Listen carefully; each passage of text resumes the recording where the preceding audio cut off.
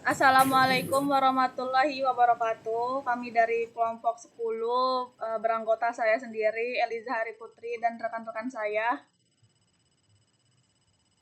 Perkenalkan, nama saya Amelia Fitri. Saya Tengku Cala Susanti. Baiklah, di sini kami akan membahas tentang proyek akhir kami yang berjudul Analisis Perbandingan Kinerja Algoritma Machine Learning dalam Klasifikasi Resiko Penyakit Stroke. Materi pertama akan disampaikan oleh Amelia Fitri. Baik, pada proyek kami tentang latar belakangnya itu pertama tentang stroke merupakan salah satu penyakit yang menjadi penyebab utama kematian dan kecacatan yang dipengaruhi oleh berbagai faktor kesehatan. Deteksi dini resiko stroke sangat penting untuk membantu upaya pencegahan dan penanganan yang lebih efektif. Seiring perkembangan teknologi, machine learning dapat dimanfaatkan untuk mengolah data kesehatan dan memprediksi resiko penyakit. Namun, setiap algoritma machine learning memiliki karakteristik dan kinerja yang berbeda, sehingga memerlukan perbandingan kinerja algoritma machine learning dalam klasifikasi risiko penyakit stroke. Selanjutnya, adapun tujuannya yang pertama itu untuk mengklasifikasikan risiko penyakit stroke menggunakan machine learning, dan yang kedua ini membandingkan kinerja logistic regression, KNN, dan juga decision tree. Adapun komponen utamanya itu terdiri dari data stroke, itu healthcare stroke dataset. Yang kedua ada pre-processing data atau handling, missing value, dan encoding. Yang ketiga ada pembagian data, itu training dan testing. Yang keempat itu ada algoritma machine learning, itu logistic regression, KNN, dan decision tree. Dan yang kelima ada evaluasi model menggunakan akurasi. Selanjutnya, sumber dan tampilan data. Pada dengan ini sudah dijelaskan tentang adalah import library yang dilakukan untuk menyiapkan kebutuhan pengolahan data dan pemodelan machine learning. Library Pandas dan NumPy digunakan untuk manipulasi data, sedangkan Scikit Learning itu digunakan untuk proses pembagian data, pembuatan model klasifikasi, dan juga evaluasi performa model. Selanjutnya yang disampaikan oleh rekan saya kepada Ella, dipersilakan. Baiklah, saya akan menjelaskan tentang dataset stroke.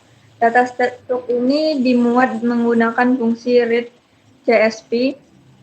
Dataset ini berisi data kesehatan pasien dengan variabel target stroke yang menunjukkan apakah pasien mengalami stroke atau tidak. Fungsi read digunakan untuk melihat stroke awal data. Kemudian ada kolom data. Kolom data ini untuk mengecek nama kolom, dilakukan untuk mengetahui atribut apa saja yang tersedia dalam dataset.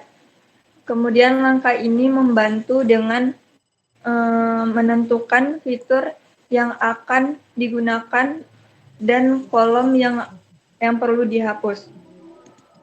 Selanjutnya missing value.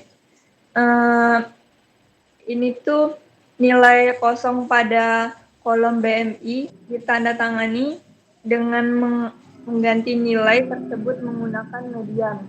Metode ini digunakan agar tidak memengaruhi distribusi data dan mencegah error saat proses pelatihan model. Selanjutnya, encoding data ke kategori. Data kategori ini seperti jenis kelamin, status pernikahan, jenis pekerjaan, tipe tempat tinggal, dan status merokok diubah menjadi bentuk numerik menggunakan label encoder. Proses ini diperlukan karena algoritma machine learning hanya dapat memproses data berupa angka. Selanjutnya ada data splitting. Data splitting ini yang di sebelah kiri itu data kemudian dipisahkan menjadi fitur X dan target Y. Kolom stroke dijadikan sebagai target prediksi, kemudian ada kolom ID dihapus karena tidak berpengaruh terhadap hasil klasifikasi. Kemudian ada di sebelah kanan itu dataset dibagi menjadi data training dan data testing dengan perbandingan 80% dan 20%. Pembagian ini bertujuan untuk menguji kemampuan model dalam memprediksi data baru yang belum pernah dilihat sebelumnya. Selanjutnya akan dijelaskan oleh teman saya.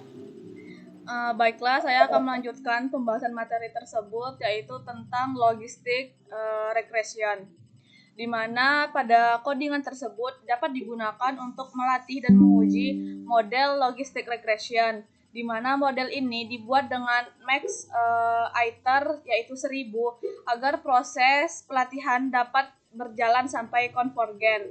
Selanjutnya, model tersebut dapat digunakan untuk dilatih menggunakan X-trend dan Y-trend. Setelah itu, model digunakan untuk memprediksi data uji dengan memakai X-Dex. Terakhir, kemudian akurasi dapat dihitung dengan membandingkan hasil prediksi dengan label asli yaitu Y-test untuk mengetahui seberapa baik kinerja model tersebut. Selanjutnya ada Knowledge Network yaitu atau KNN. Pada tampilan berikut, di sini kita dapat membangun dan mengevaluasi model KNN tersebut.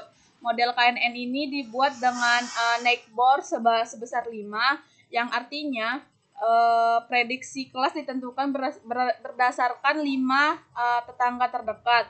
Selanjutnya, model tersebut dilatih menggunakan data latih yaitu tetap X-trend dan Y-trend. Kemudian model digunakan untuk memprediksi label pada data uji. Akurasi dihitung dengan membandingkan hasil prediksi dengan label asli dan ditampilkan ke layar di mana nilai akurasi sekitar dapat nilai tersebut sekitar 93,54%.